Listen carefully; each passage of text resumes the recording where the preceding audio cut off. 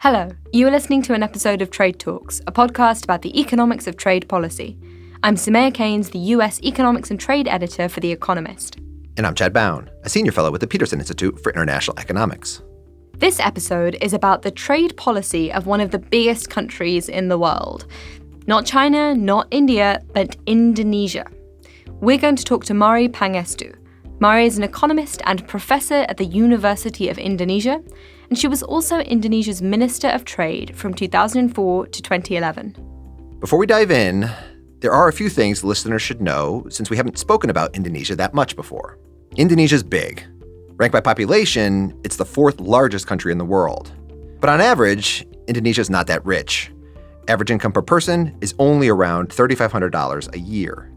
Very fun fact for Trade Talks listeners is that Indonesia is involved in some pretty big trade deals. It's a member of the biggest one, of course, the World Trade Organization.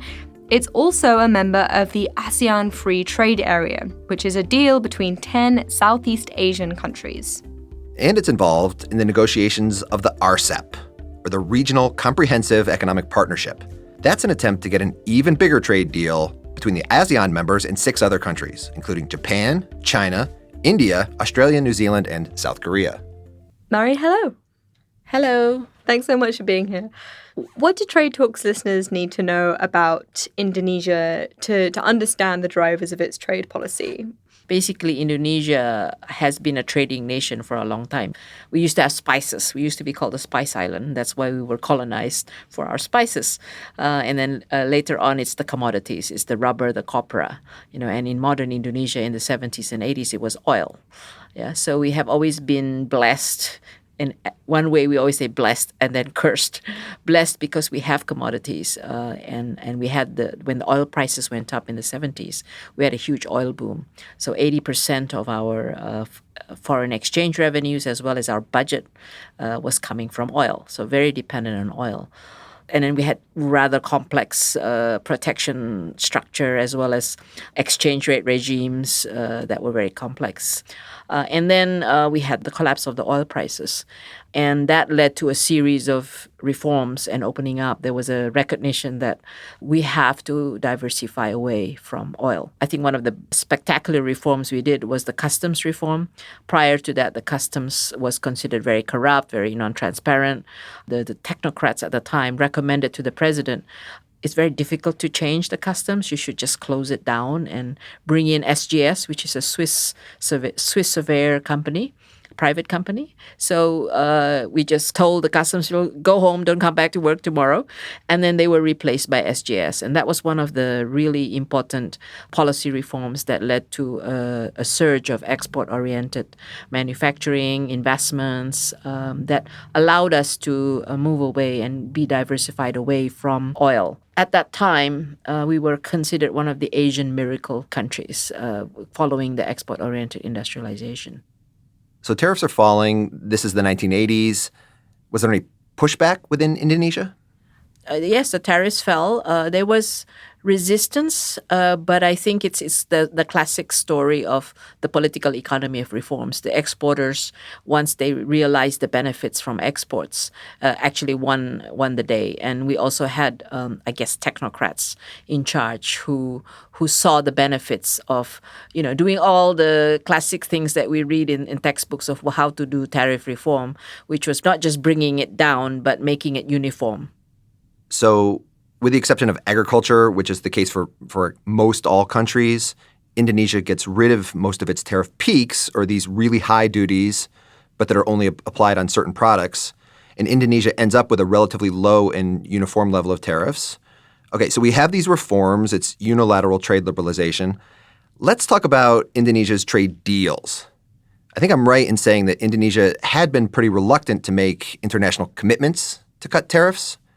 So tell us about what happened in 1991 when Indonesia joined this ASEAN Free Trade Area. The ASEAN Free Trade Area or the Association of Southeast Asian Nations Free Trade Area, was the beginning of us having to reduce tariffs and committing to it and locking it in, going to zero for intra-ASEAN trade.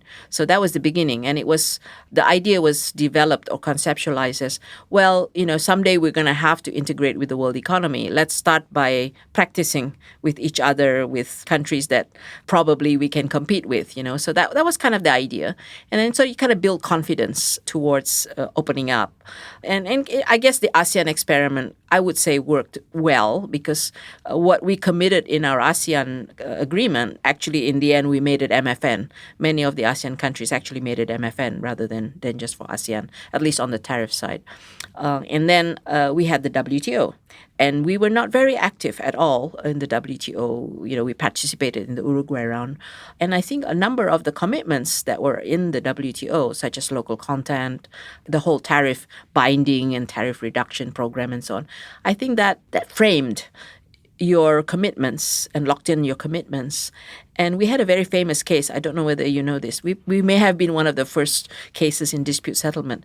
We had a national car case, which was a blatant violation of the most sacred principle of the WTO, which is non-discrimination and MFN, where one of the sons of the president at the time, Suharto, he wanted to create a national car with a Korean, with Kia. And they created this national car, and they were allowed to bring in fully built up Kia at zero tariff.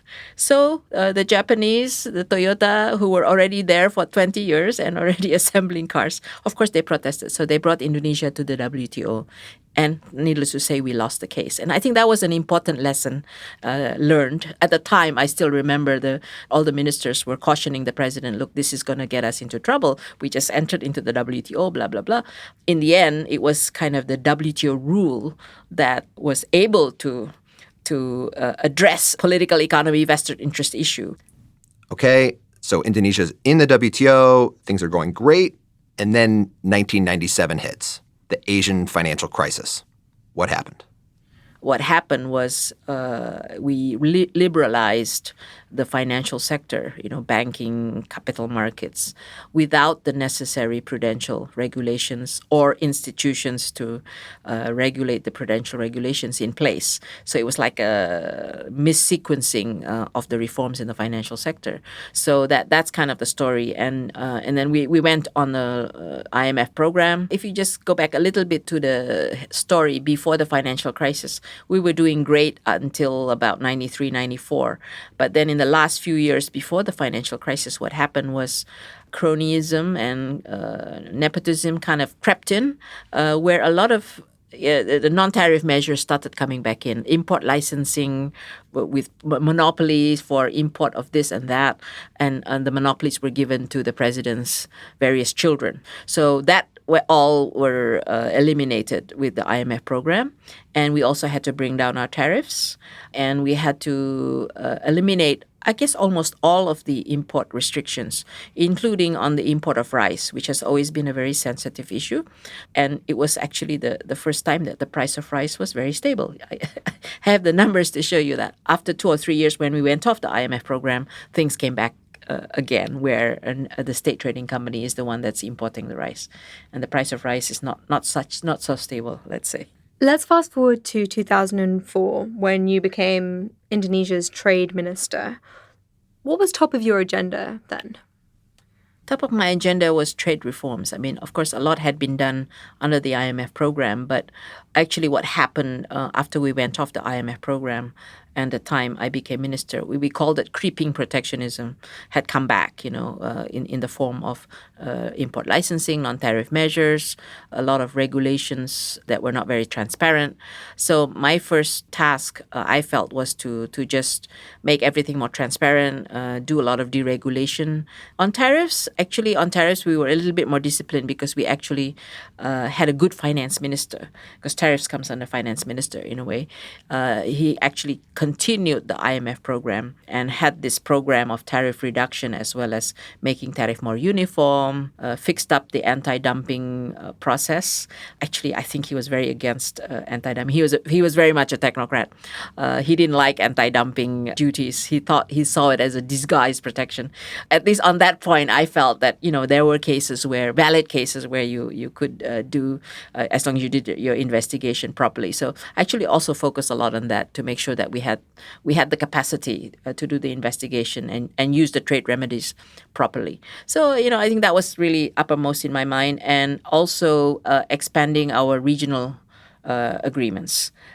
I negotiated our first bilateral agreement with Japan, and subsequent to that, actually I negotiated all the ASEAN +1 free trade agreements with China, Japan, Korea, India, oh my God, India, Australia, and New Zealand, and then finally RCEP. Yeah.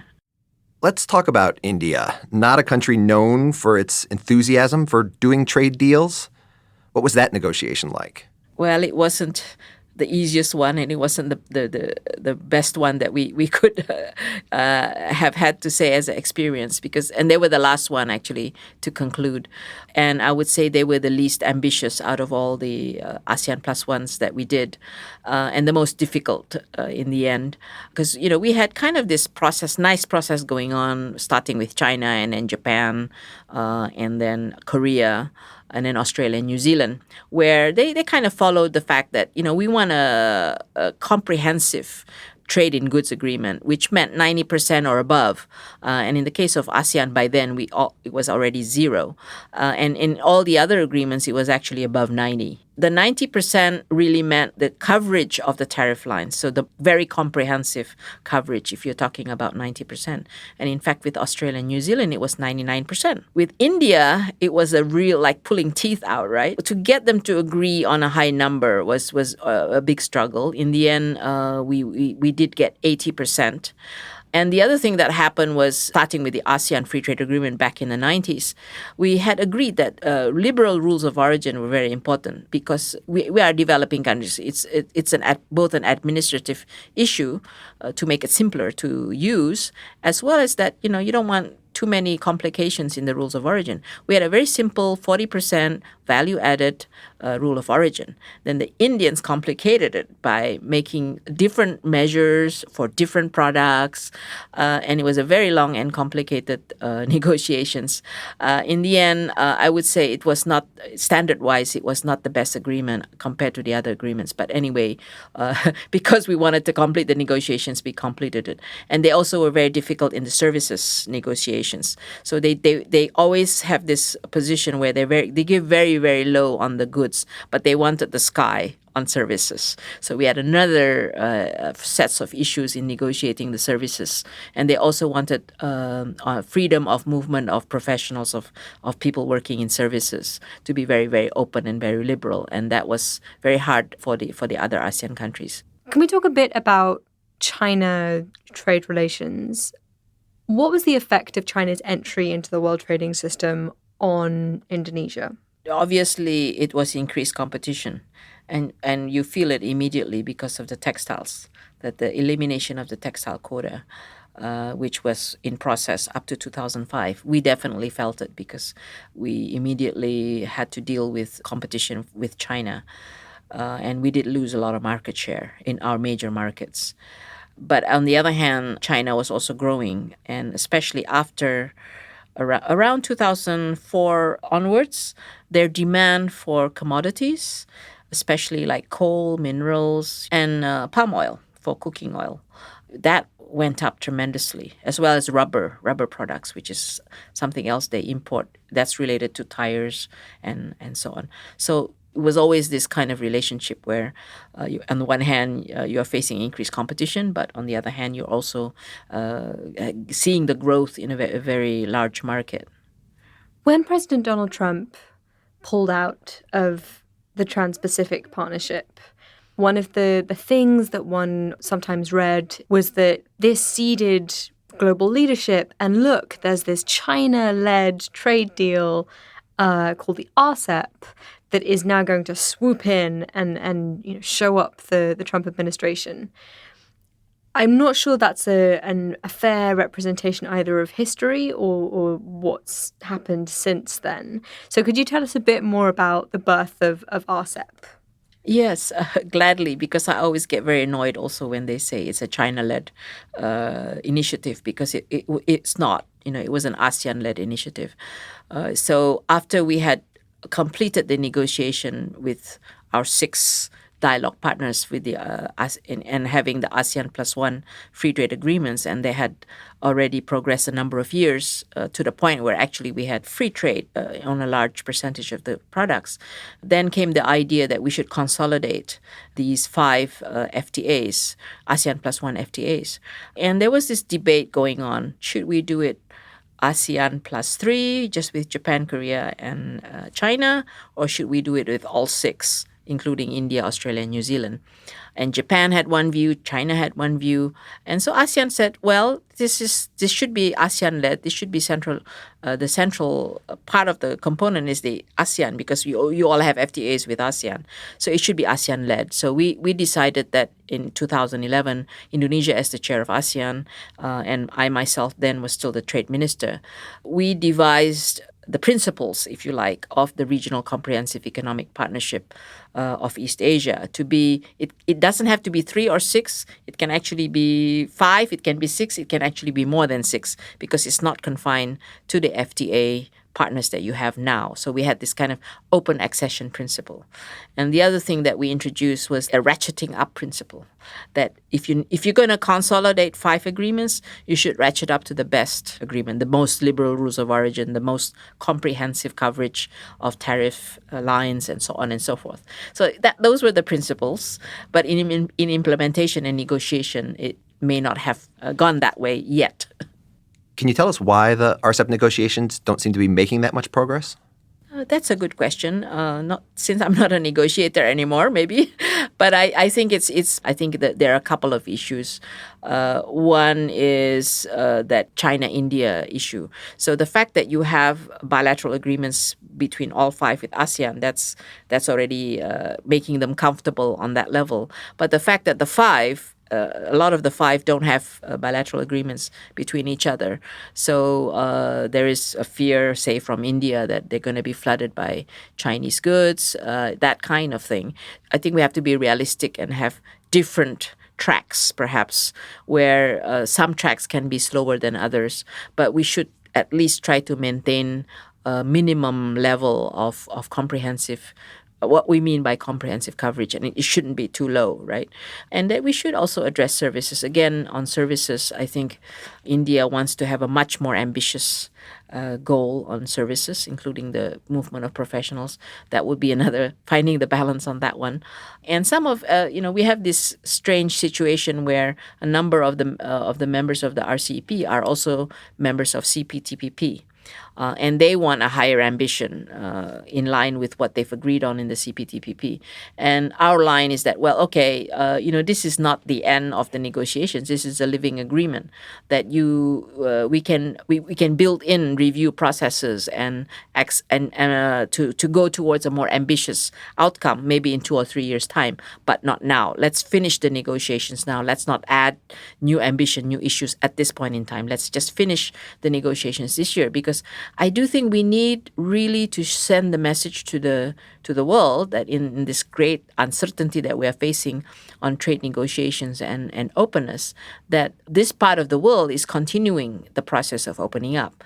And while some may criticize it as being less ambitious, it's a process. You don't look at it as an end game or an end point. It's a process. There will be acceleration. There will be continuation, which is exactly what happened with the ASEAN Free Trade Agreement, actually. It started out with a rather low ambition, and then it was accelerated, then it was expanded, etc., etc. But it is perhaps the difference between the Asian way and kind of the CPTPP, very structured legal document. This is a long debate, by the way, from 2 or 3 decades ago about the differences in negotiations and free trade agreements between Asia and non-Asia. You've talked a little already about where Indonesia sits relative to China with its trade, But how about the trade war, the U.S.-China trade conflict that's going on right now? How is all this being seen from Indonesia's perspective? First, that the whole uncertainty of the trade war is causing the global economy to slow down. And if the tariffs are imposed on China, everybody is foreseeing a slowdown in the economy of China. And that's most likely to hurt Indonesia the most because we are already feeling it, the softening of the commodity prices, the lowering of commodity demand, and that's going to get worse, right? So this is the number one worry in general. We also at the same time see opportunity to the extent that these goods are going to be affected by tariffs. There's an opportunity for Indonesia to also have some of the trade diversion from China to Indonesia, as it's already beginning to happen. I mean, we have anecdotal evidence of furniture exports coming into the U.S., which went up recently, or garment exports or footwear exports. And it's not just Indonesia, but the other Southeast Asian countries like Vietnam. So there's the potential for some trade diversion as well as investment relocation. But I think investment relocation in the way that sourcing and multinational companies or companies that are doing the sourcing are going to diversify their sources away from China. I think that was already happening even before the trade war because of the increased costs of China. But I think this may be accelerated, right? So this is an opportunity for Indonesia, but Indonesia also has to be ready for it in terms of the competitiveness. It's probably a good way to push for our own reforms, whether it's the rigidity of our labor laws or the logistics infrastructure, which is not as efficient as it should be, focus on exports. Because one thing we didn't mention earlier, we kind of had another second boom of commodities because China-led and India-led demand commodities between 2004 to the time of the global financial crisis, where again, we suffered from too much commodity contributing to our exports compared to non-commodity products. So we are in a position where we do have to increase the competitiveness of our manufactured products. And maybe this is a good time for that. So that's Indonesia and China. But let's talk about Indonesia and the US. Indonesia does currently benefit from the US Generalized System of Preferences, or the GSP. So that's this program for poorer countries that get zero tariffs to help with their development. But America also has a trade deficit with Indonesia, right? Indonesia is number 15 on the trade deficit list with the U.S., even though it's only like 1.7% contribution. It's $13 billion and about 1.7% contribution. And we did have to submit a report back in 2017. And even though we argued that if you include trade in services, you actually have a surplus with us. That didn't really go very far. And in the subsequent thing that happened was that they actually reviewing our GSP, related to that. Indonesia is undergoing a GSP review right now, and as we all know, Turkey has lost its GSP. Thailand is also under review, and it is being linked to unilateral requests from the U.S. And this is, I think, more worrying, that you have to deal in a world where the requests are being made unilaterally. You have to think about it. Is this GSP worth it for me to make the changes that the U.S. is requiring? So Indonesia is currently being reviewed for its GSP. It's worth about $2.6 billion, which is around 10% of our exports to the U.S. I think we are number 3 or 4 receiver of GSP after India and Thailand and Turkey.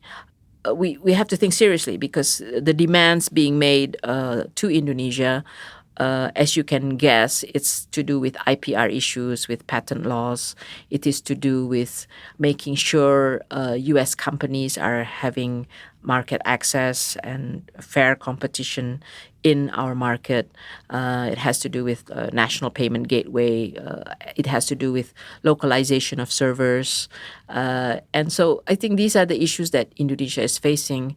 And I would say that if you end up having a diversification of markets, sourcing, I should say, of imports into the U.S. If you start having an increase in your exports going to the U.S., you're probably going to be even more under the microscope and face other requests from the U.S. So I think what's most worrying is the fact that this is not just about trade and tariffs. It's how the carrot, in this case, the carrot is the GSP, and then there's the stick. If you want the carrot, you have to do A, B, C, D, E. And is that the world the kind of world we're going to face? And if we have to accept it and we don't feel that it's not fair, we can't go to the WTO for recourse on the issue. And I guess there are two ways that there may not be recourse to the World Trade Organization. The first would be if the dispute settlement system collapses because the Americans are undermining it, as we've spoken about in other episodes of Trade Talks. Or the second could be if essentially the US isn't technically breaking any rules by making demands on countries like Indonesia. It's simply saying you can't take access to our market for granted anymore. We're going to be squeezing these concessions from you. Welcome to this new world. And I do think that was part of the Faustian bargain with the GSP program all along. It was something that was unilaterally granted by the United States as well as other rich countries. And it's at their discretion to possibly take it away whenever they see fit. And this does seem like a general path that we're headed down. It's not just Indonesia that's facing this. It's Turkey. It's India. This just does seem to be a more general trend with the Trump administration. Mari, thank you very much. That is all for Trade Talks. A huge thank you to Mari Pangestu, former Indonesian Trade Minister and now Professor at the University of Indonesia. Thanks also to Colin Warren, who handles our audio. Also, make sure to send us ideas and feedback. We are at email@tradetalkspodcast.com. Do follow us on Twitter. I'm at Samaya Keynes. And I'm at Chad Bown. And we're on @trade__talks. That's not one but two underscores, @trade__talks. Because when sending a signal about the importance of openness with or without the US, 2 mega regionals are better than 1.